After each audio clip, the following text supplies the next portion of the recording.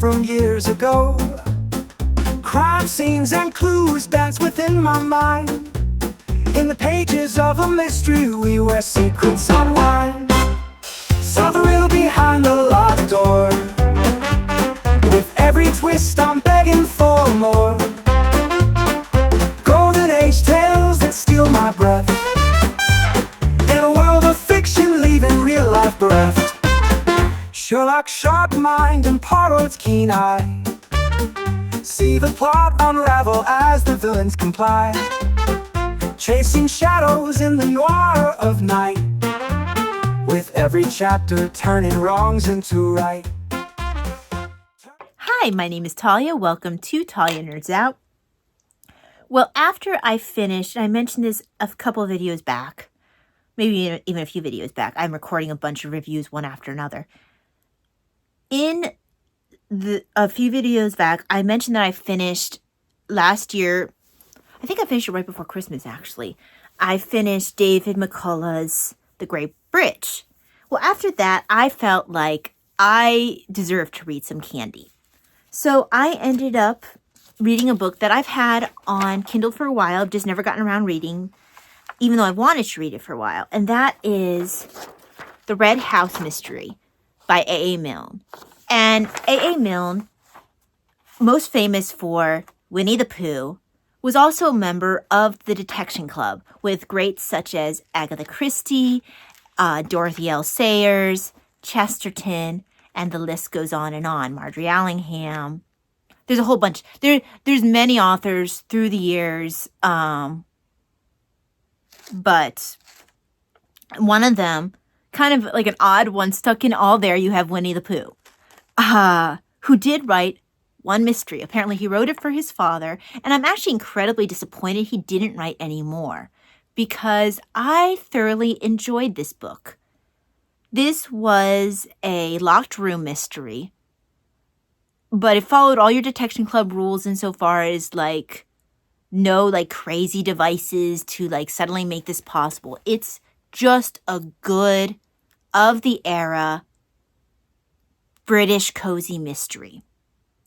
Can't remember exactly when it was written, but think of the period of time that I'm talking about with those authors, with Agatha Christie, with Dorothy L. Sayers. Marjorie Allingham is a little bit later than some of them, but A.A. Milne was right there in that group.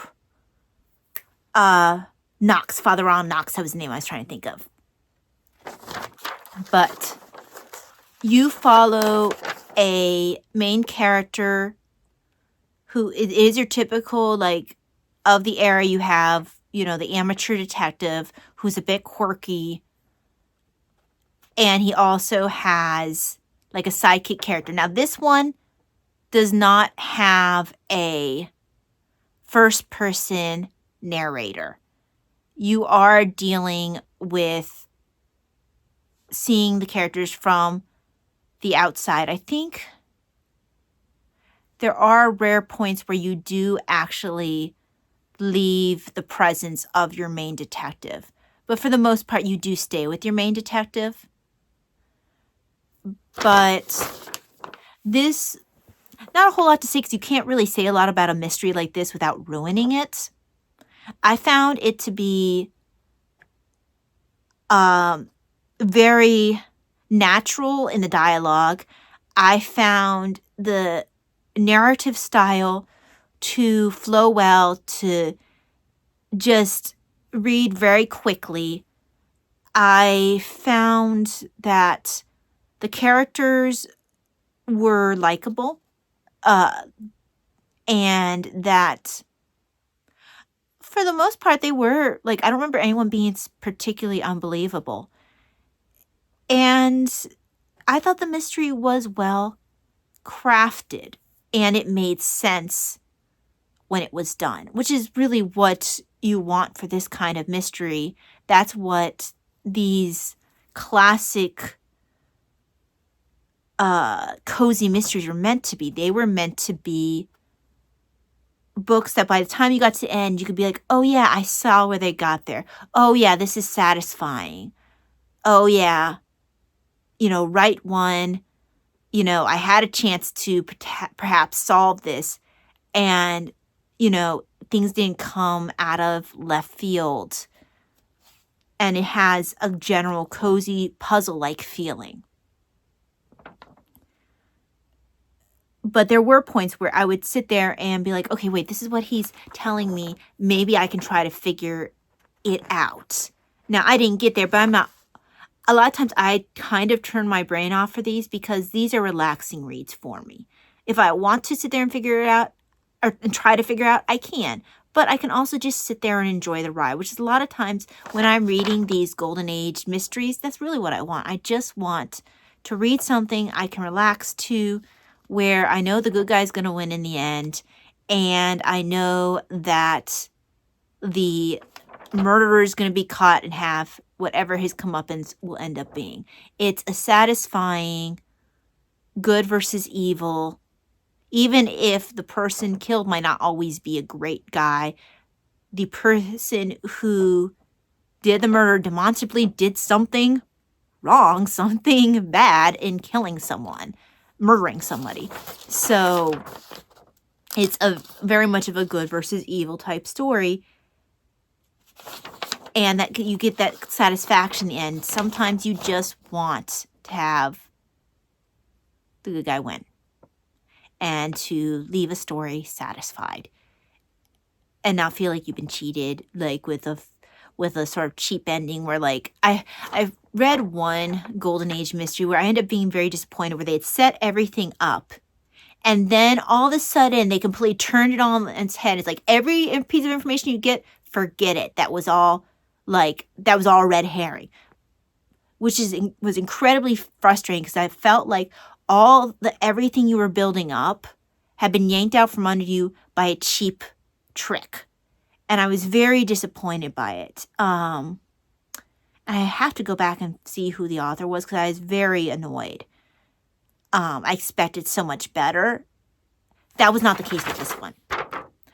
I did feel like there was enough there that if I had been really paying attention, I could have maybe picked it up on it.